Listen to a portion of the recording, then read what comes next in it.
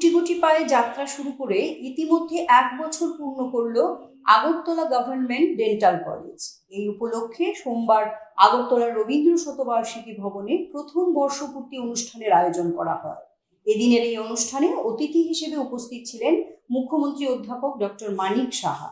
অনুষ্ঠানে বক্তব্য রাখতে গিয়ে মুখ্যমন্ত্রী বলেন, বিগত কয়েক বছরে বর্তমান সরকারের আন্তরিক দৃষ্টিভঙ্গির ফলে রাজ্যে স্বাস্থ্য পরিকাঠামোতে আমূল পরিবর্তন এসেছে। এর মধ্যে অন্যতম একটি হচ্ছে আগরতলা সরকারি ডেন্টাল কলেজের প্রতিষ্ঠা। আগামী দিনে এই প্রতিষ্ঠানকে যেন সেন্টার অফ এক্সিলেন্স এবং গবেষণা কেন্দ্র হিসাবে গড়ে তোলা যায়, সেই দিশায় সকলকে কাজ করে আহ্বান রাখেন মুখ্যমন্ত্রী।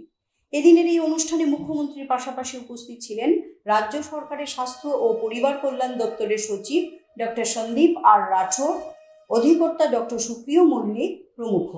অনুষ্ঠানে কলেজের ছাত্রছাত্রী সহ অন্যান্য কর্মচারীরাও উপস্থিত ছিল। আজকে এখানে যখন বসেছিলাম ভাবছিলাম যে আমাদের এই ডেন্টাল কলেজের ছাত্রছাত্রীরা এখানে পারফরমেন্স দিচ্ছেন। আমরা যখন ডেন্টাল কলেজে পড়েছি বা মেডিকেল কলেজে ছিলাম, সেখানে ওই কলেজের স্টুডেন্টরা পারফরমেন্স করত। সেই স্বপ্ন আজকে এখানে যখন দেখছিলাম, একটা ফিলিং অফ ওয়েলবিং যেটাকে বলে, সেই বিষয়টা আমার মধ্যে এসছে। আমি জানি না অন্যদের মধ্যে এসছে কিনা। আমাদের নিশ্চয়ই আমাদের যারা পুরনো যারা ডেন্টাল সার্জনরা আছেন তাদেরও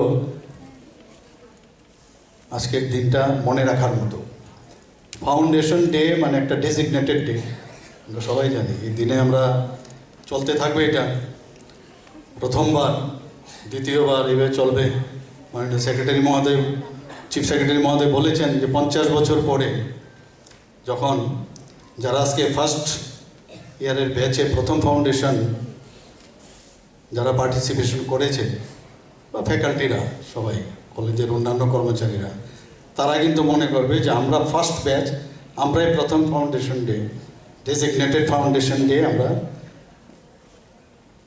এটা উদযাপন করেছিলাম। সেই দিনটা কিন্তু একটা নস্টালজিক একটা ফিলিং আসবে, সেটা আমি বলে দিতে পারি।